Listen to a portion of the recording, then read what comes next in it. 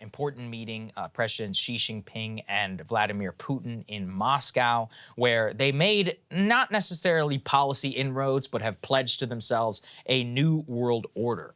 There was one clip in particular, let's go ahead and put it up there on the screen, and I'll read some of the subtitles, where Putin is speaking and says, already 2/3 of the trade turnover between our countries is carried out in rubles and Chinese yuan. So we are for the use of Chinese yuan in settlements between Russia and the countries of Asia, Africa, and Latin America. One of the reasons why that's so important is he says that already with the 2/3 of trade over between the two, it's talking about replacing the dollar as the de facto currency for transactions, which is one of the things that undergirds really the entire global financial system. Russian sanctions, of course, have made that nearly impossible. They've been trying to price some of these deals in different currencies. His acceptance of Chinese yuan in that matter is both one where he's kind of adopting a more Chinese-led global financial system, but also his acquiescence. So again, further of the two things coming together. Let's put the next one up there on the screen. Associated Press writing from Moscow, Putin welcomes China's Xi to the Kremlin amid Ukraine fighting. There was some outrageous ceremonies in these great halls with, they're honestly fun to watch. Like whenever you watch dictators kind of greet each other with the giant halls and the music and the pomp and the circumstance. It is all a little bit ridiculous, but it's not like the consequences are not immense. Putin really just laid the red carpet out for Xi. China has made colossal leaps of development, he says. It is causing genuine interest all around the world, and we feel a little bit envious, he said, as Xi smiled. He said, we will discuss all these issues, including your initiatives that we highly respect. Our cooperation in the international arena undoubtedly helps strengthen the basic principles of the global order and multi-polarity. So the major takeaway from the two meetings is that they are pushing, and in some ways is correct, the idea of a shift to a multipolar global system, to trying to remove any U.S. power in the region, especially in terms of finance. And then Ukraine is like almost a secondary part of that, because multipolarity then means that, you know, kind of a U.S., NATO, Western-led order for the way that we think about borders, states, and transactions, the sea, et cetera, is put aside. Then that opens a door for why it would be okay for someone like Russia to invade Ukraine and why it would be okay for China to invade Taiwan. I think, though, when you put those things together, our insistence on, and this is borrowing from Dr. Trita Parsi, of not playing the peacemaker, or not even playing the peacemaker, but not showing any inroads to peace, not seeing as a fair broker or arbiter in the global financial system, representing the interests of the Indians, of the global South, of the Vietnamese, of Brazil, and all those other countries which see the conflict very differently, and instead being completely wedded to the NATO-centric Euro view of the world, declining in cultural relevance, declining especially in GDP, and also declining in terms of its share of global public opinion. That is where has left the Chinese opening for it to come in and have this this role. So I think it's a disaster, as I've said before, largely because it was the greatest fear of the Nixon administration, of the teaming up between the great power, the Soviet Union, and then the secondary power, China. Now that has flipped, as evidence of why Putin is literally willing to accept payments in Chinese yuan. That said, I mean, it still doesn't make the fear of what that type of system looks like in terms of any ability to play peacemaker or even to exert influence go down. So Trita Parsi made this point in a New York Times op-ed. Let's go and put this up there on the screen after he was here on the show. I thought he did an excellent job here.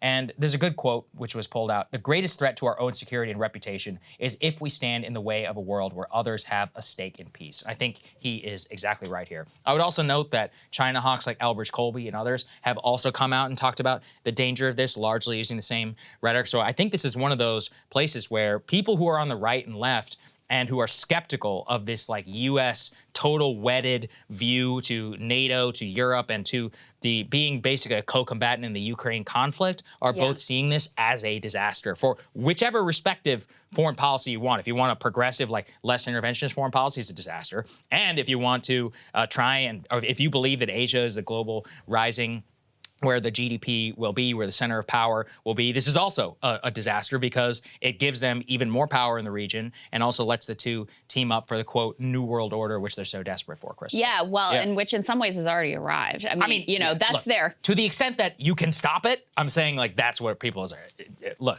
let's all be real here. Like, it is the global power, or it is the power in the Asia Pacific, and all U.S. policy is geared towards making sure that you try and, quote, contain that for U.S. interests, specifically U.S. allies like South Korea, Japan, and Vietnam. I think that one indicator that we are already shifting to that multipolar world is the fact that, yes, we did a great job of like getting Europe on our side with regards to Ukraine. Rest of the world, Global South was like, we're just we're gonna stay out of this. We don't see this the way that y'all see this, and have really gone out of their way to maintain a sort of non-alignment with regards to this conflict and see the conflict in totally different terms than the way that it is framed here. We got a taste of that when the new and former Brazilian president, Lula, was in town and laid out the way that he viewed this, and he actively said, I want to stay neutral so that I could potentially play a role as a peacemaker and be part of the diplomatic process here. I think the real shot across the bow with regard to China in this was obviously the deal that they were able to strike between Saudi and Iran. That was extraordinary. So yeah, there was not a lot to read on going back to the specifics of this meeting in terms of the tea leaves of how they're thinking about the Ukrainian crisis and what role they may play there. There still continues to be reporting that she is expected to speak with Zelensky. They put out that previous peace plan, but there was not a lot that was said about Ukraine publicly in terms of this meeting. There were a couple things I wanted to highlight from the report that we put up earlier. One thing, the foreign ministry spokesperson for China told reporters that China will, quote, uphold its objective and fair position on the Ukrainian crisis and play a constructive role in promoting peace talks, whatever that means. Just wanted to give you their line. But the other thing that I thought was really interesting is there have been all these reports in the U.S. press that our intelligence officials believe China is contemplating sending lethal aid to Russia in support of their war in Ukraine.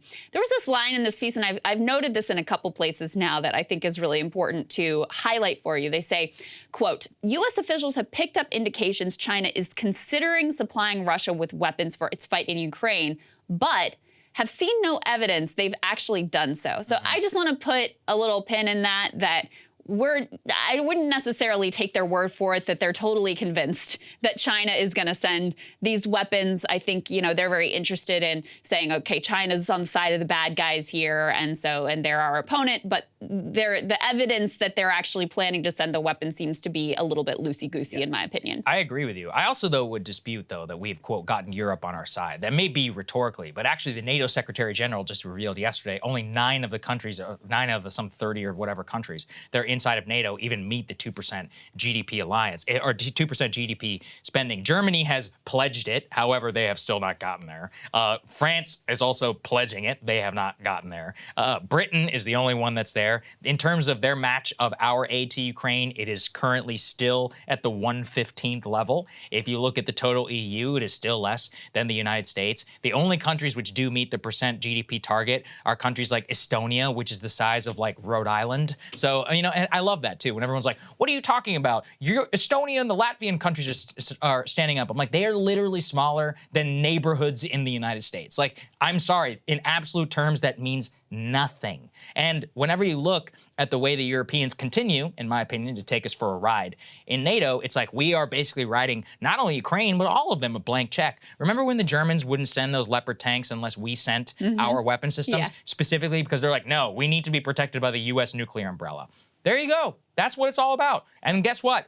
Even the Ukrainians are like, they're not sending us all the aid that they promised while we are expediting our Patriot missile systems to them. So it continues to be totally 100% U.S.-led. And the State Department coming out and trashing the Chinese plan is not representative of global public opinion. And that is going to be a blow to the U.S. should it try and make inroads, specifically diplomatic ones, all throughout the Asia-Pacific. We've talked about this before. I talked about it with Trita Parsi. I can guarantee you in New Delhi, they are pissed at the way that they have been treated on Ukraine. This is the world's largest democracy outside of China, one of the most populous nations in the world, GDP exploding, and if you have any hopes of maintaining power in the Asia-Pacific, you of course need India to be one of your closest allies. I'm not just saying this because I'm Indian. I'm just saying, like, I can read how these people are behaving. Not only that, the Japanese and the South Koreans, South Korea actually especially, Japan's prime minister kind of been wishy-washy on Ukraine, but the U.S. has been forcing him. He was just in Ukraine also as kind of a show that while Putin has hosting Xi, the Japanese PM is in Ukraine. But South Korea has been, you can go and read this, they have been backfilling all the defense capabilities that the U.S. has stopped paying largely because of Russian sanctions. They've also long been buying Iranian oil. In other words, they're in it for themselves. And, you know, why shouldn't any nation be? That Vietnam as well. Taiwan, if you care about Taiwan, Taiwan behind the scenes is pissed about many of the weapons that are going to Ukraine. A lot of their weapons buys have been cannibalized in terms of what can be sent to Ukraine. So there's a lot of reason for people in Asia to be skeptical of the U.S. ability to, quote, walk and chew gum at the same time. Right. Mostly because we've literally haven't done that since World War II. So anyway, I think you could look at this in two different lenses. I would say it's a disaster, really, in either one that you want, even if you are one of these neoliberals who wants to support Ukraine and all this. Like, you have to admit that the nightmare of the uniting of two nuclear powers being in total lockstep and forging larger diplomatic relations in the interest of conquest is not good for global peace. So at a very basic level, you would want to try and prevent this. Unfortunately, Washington has decided that Kyiv is more important than any of this, and who knows? You know, I hope that we don't pay the price, but unfortunately, we probably will. I thought Dr. Parsi summed up the dynamic well in sort of like the conclusion of his piece. He says, in tomorrow's world, we should not worry if some roads to peace go through Beijing, New Delhi, or Brasilia, so long as all roads to war do not go through Washington, which gets at this point of when we make ourselves effectively co-combatants in a conflict, then of course, it's going to make it very difficult to serve as an honest broker in terms of fostering any sort of diplomacy and trying to achieve any kind of peace. And that's why, in a lot of ways, China is better positioned here to actually do something with regards to this conflict. Yeah, of course they are. I've always thought that the Indians were too, and the Brazilians, because they're looking at this like they have interests with both countries and both sides and could play some sort of broker. If anything, really what the U.S. should do is be calling New Delhi and being like, listen, we need you to do it. We don't want Xi to do it, because if you don't step up, if Lula doesn't step up, but instead, whenever they're on the phone to New Delhi, they're like, maybe can you please stop buying Russian oil? And they're like, no, we're not going to stop buying Russian oil. Why don't we just move on past that? Why don't we get to the next place? But we're not interested in peace, and as long as that is the starting conversation with our Asian Pacific allies, they're going to continue to laugh at us, laugh all the way to the bank with their Russian oil, and then also consider us unworthy and untrustworthy allies. And honestly, can you blame them? Yeah. You really can. Hey guys, ready or not, 2024 is fully upon us now, and Saagar and I have been brainstorming ways that we can really up our game for this critical election. Yeah, we rely on our premium subs to expand our coverage, to add staff, to upgrade the studio. We just want to give you the best independent coverage of this election, which is possible. So if you can help us out, become a premium subscriber today, breakingpoints.com, or the link is down here in the description video. It really means the world to us, and if you like what we're all about, this is the best possible way to keep us 100% independent, working only for you.